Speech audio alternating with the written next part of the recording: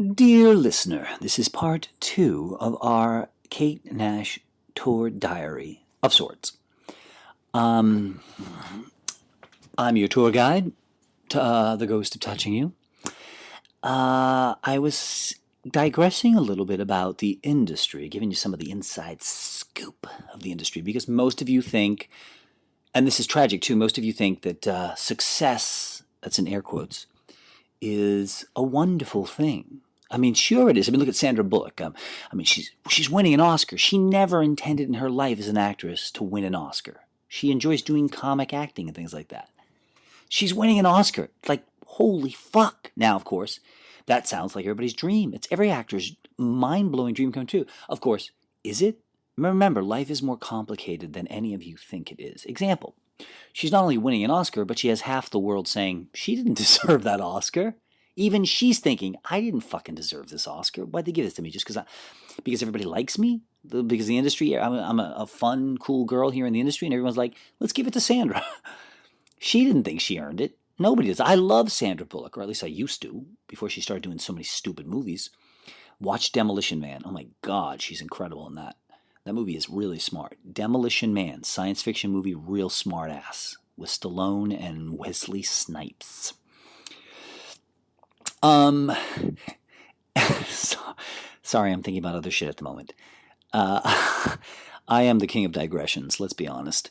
Example, me and the Tractorverse were working on this thing called Free Swipe here in New York City. The subway system is run by some of the biggest crooks in American history, and they have these unlimited Metro cards. You can swipe as many times as you want per month, but you can only do it every 20 minutes. To prevent you from buying one and just swiping your friends in 5 times. And me and Tina and Rachel of Trachtenbergs were working on a program called Free Swipes, where we're going to tell people when you're leaving the subway, meaning you're not using your card, but your card is unlimited, to make your money, get your money's worth, swipe in a stranger. Or even swipe it and just leave it there. It holds the swipe. So people come in, they can go, oh, look, that one's open. There's a free swipe there. Free swipe. I wrote a song for it. Free swipe. Won't you be a neighbor? Free swipe. Do someone a favor. Free. It goes on and on. And Super Cute was going to write a little song and sing it in the subways to promote the free swipe program as a fuck you to the MTA, and so people can get, because they raised the price of the MetroCard so much, people want to get their money's worth.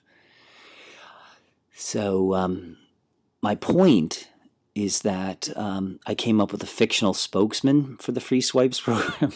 His name, Wesley Swipes. I crack myself up. Let's be honest. I'm sorry. My motto is honesty before modesty. So anyhow, right, Sandra Bullock, she's winning an Oscar, but there's a drawback. Everybody thinks she didn't deserve it. And like 2 days later, it comes out that her husband is cheating on her with some real skank hoe bags. Kind of painful, you see? So people think like, oh no, once I'm rich and successful, everyone's going to like me. No, it's a lie. It's a myth, okay? Just like people think, oh, I want to win the lottery. No, you don't, right? You know how many people have won the lottery and the next thing they know, they're kidnapped at their house and fucking beaten up and then buried in a ditch alive? Money ruins almost everything, people, okay? And fame is even worse. I have a song called Fame is Like a Wheelchair, parentheses, everyone stops, everyone stares, right? Imagine being in a wheelchair and everyone going, Mommy, look at the kid in the wheelchair. Mommy, look at the person in the wheelchair. That's not so good. Being in a wheelchair is not all it's cracked up to be. Being the center of attention is not all it's cracked up to be. And so remember that. Fame, it's like, oh yeah, fame is the opposite of freedom. Now, if you hate freedom, well then you should really want to be famous. Not being able to go anywhere without people staring at you or asking for your autograph, and if you don't give them your autograph, they're going to think you're a fucking asshole. They're going to tell other people you're a fucking asshole. Everything you do is under a microscope. It's not good. I've been famous for half my life. I've had strangers ask me for my autograph. I don't like giving my autograph. I'm not some fucking insecure person who needs the validation, all right? I think signing autographs is stupid. Kurt Cobain said he was going to, he contemplated getting a rubber stamp. So when people ask for his autograph, he could just stamp his autograph. I do something else that's far more brilliant than anyone in history, thank you very much, because I really am the most intelligent human of all time. because I had a book. This Google guy put out a book of mine, Perverted Little Creep, my jail diaries, cartoons, blah da da da. And when I did the book sign, he's like, "You got to sign books." I'm like, "I can't sign my autograph. It's wrong. It's unethical. It's slimy. I'm promoting this incorrect ideal in society. I can't do it." But I'm the king of problem solving, and so I said, "Oh, you know what? I can sign. I can autograph all the books. Here's what I'm going to do, though. I'm going to sign someone else's autograph." So each person, they'd be like, "Can you sign my book?" I'd be like, "Yeah, okay." And it'd say, "All my best, Liza Minnelli." Or the next book would say, "Keep it real, George Washington." And I think that's a lot more fun, and it's a lot more noble. Thank you very much. My nobility is unprecedented. So where were we, kids? Oh, yeah, I mean, would you love to sign your name 700 times a day? I don't think you would. It would get a little boring after the 400, 500th time. But again, if you don't sign it, people won't understand. Humans are not... I'm flicking this pen, I don't know why. Humans are... They don't think shit through. Everything's very superficial. They just look on the surface. They go, "Wow, that guy's married. He's got a beautiful wife and 2 daughters. And he lives in a mansion. He's got to be happy." No, he's miserable. She's miserable. The kids are miserable. Well, kids don't pay attention to a lot of the bullshit when they're young that adults have to deal with, right? Okay, I shouldn't keep going on this because we're supposed to be sticking to the KATE NASH tour diaries. But this is why I'm making this digressive point. Kate and her band were in one of those big buses. One of those big tour buses. And they aren't usually that fancy inside if you see them. And we were touring in a little minivan or whatever, and cramped in there, but a blast, 5 of us. And it was a blast. We had fun all down the highways, singing songs, talking about all kinds of fun shit, because they're really fun people. And I'm, of course, the greatest person ever lived. And Tammy, our tour manager, is also awesome, except when she's stabbing me in the back. And I had a little bit of a crush on her. I like my chicks sexy, nerdy. And so we had a blast. And also what we would do is we often on tour we don't usually stay in hotels. We save a lot of money, and it's not fun being in a hotel. It's lifeless, it's cold, it's impersonal. Ugh. We usually would stay with fans. Like, we might do a show, and the Trachtenbergs would announce, "Hey, we don't have a place set up yet tonight to stay. Is there anyone who can put up 5 of us?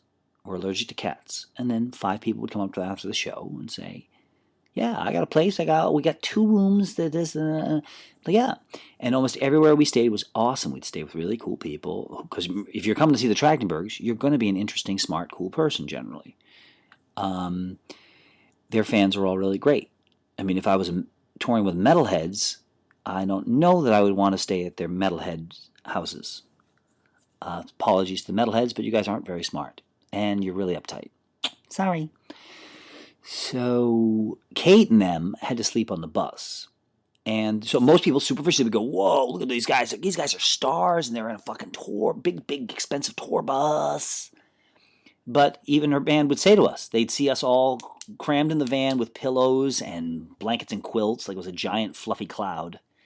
We'd fill the cab with blankets. That's a tip if you're touring. Fill the cab, the seats, with quilts and pillows, so you can arrange them in any position and mold them into a bed, so you can sleep sitting up, sleep in this position any way you want. Because you can pack all around yourself. Also, if you flip the van on a patch of black ice, you're gonna be fine. It's gonna be fun. It's like being in a little marshmallow cloud. And they were all jealous of us because they'd be like, you guys get to have fun. Plus also their thing is like a military operation. When you're on tour, you don't get to have that much fun. I mean, I'm not really the kind of guy who cares too much about girls, but I guess I'm lucky because on tour there's no time to hook up with girls. When the show's done, you have to get... I mean, most rock stars too. I mean, they just get right in the limo and fucking take off. It's not like they got 3 hours to fool around with the chicks in the audience. It doesn't happen usually. America's so big, for instance, that you don't even have any time because it's a fucking 15-hour drive to tomorrow's show. So you'd get off the gig and then you'd have to pack. get your shit together, and then go to wherever you're sleeping, then you have to wake up at fucking 7 in the morning because the drive to the next fucking gig, because America's stupid big, is fucking 15-hour drive, but your sound check's at 5 p.m. That's not gonna work. I mean, so it's crazy. It's not as glamorous as it looks, people, all right? Just to let you know there. I'm just giving you a little bit of the inside scoop, all right? Doubt everything in life, okay? Everything you believe is probably wrong, okay? Being a rock star is not glamorous, for the most part. And especially if you're on something like as big as Kate's thing, we were performing 1,200 people a night. Oh, that's another example of how wonderful Kate is. Like on the fucking fourth night or something, third night of the whole tour, we were all hanging out. She said, you should open some shows. You should open some of these shows. And I said, you tell me when. I fucking will gladly. I was singing with Rachel during her solo section, but I had no intentions of performing in Kate's show. And then we were doing extra gigs to make actual money, because you're only making $250 a night, which didn't pay for the gas and the cab and everything else. And I said, absolutely. Obviously, I'll open for you guys anytime you want. I can do one song. I can do 1,000 songs. It doesn't make a difference to me. I'm a pretty simple person. And that's how awesome Kate Nash is. Almost no one would do that. And just out of the blue, invite me on a tour that's already booked. Say, hey, you should do a few songs to open the show. It's like, yeah, thank you. She's just one of the greatest people I've ever met in my life. She's fucking unbelievable people. What the fuck is this computer doing? Holy shit. I'm watching this Apple. Looks like it's melting down, but it's still recording. What the fuck is that? This thing glitches up and down. You know why? Because it's a brand new Apple MacBook Pro from the makers of the iPhone, which you have to sometimes hold in a funny way if you want any reception. I'm digressing. Oh my God, please tell me. This sucks. It's going to have to be a part 3 of the Kate Nash tour diary. Fuck.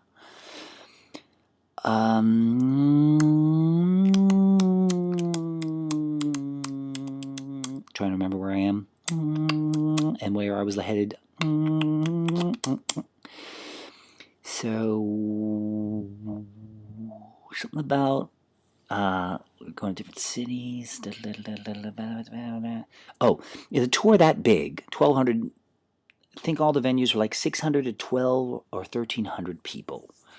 Another thing really fun about tours is you don't know what the next club looks like. You don't know if it's going to be a weird, dingy club or if it's going to be a very Baroque theater that looks like Mozart performed there. I don't know why I thought Mozart had a British accent. I'm sorry. See, that's another thing people take for granted. If we superficially would think of Mozart, we'd think, oh, he's got the stuffy shirt, he probably talks in a British accent. No, he doesn't. But that was one of the things I really enjoy about being on tour. I really enjoyed being on tour. A lot of people don't. And which surprised me because I'm a homebody. I don't know if you are. If you're musicians and stuff, if you're the kind of person who likes to be in the comfort of your own home where all your shit is, you know where all your shit is, and you have a certain amount of freedom. When you're on tour, you lose a lot of that. You know what I mean? You're fucking living out of a fucking bag or a fucking backpack, and you're discombobulated. But I like that craziness. I was really surprised.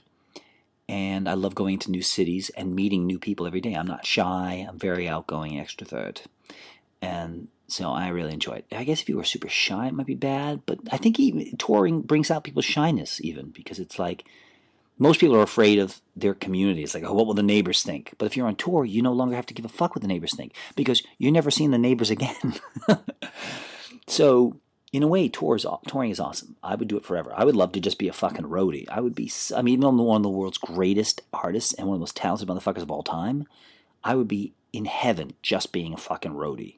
I love it. Love the whole environment. I work as an usher in a theater for one of my day jobs. Love it. Love it. The energy, the people. It's so great to meet people for very short periods of time because then you don't get to hate them. You don't get to learn their horrible, horrible dark sides. Oh, fuck. What the fuck is this thing doing? Just a moment. Sorry, pardon me. Bear with me. Oh,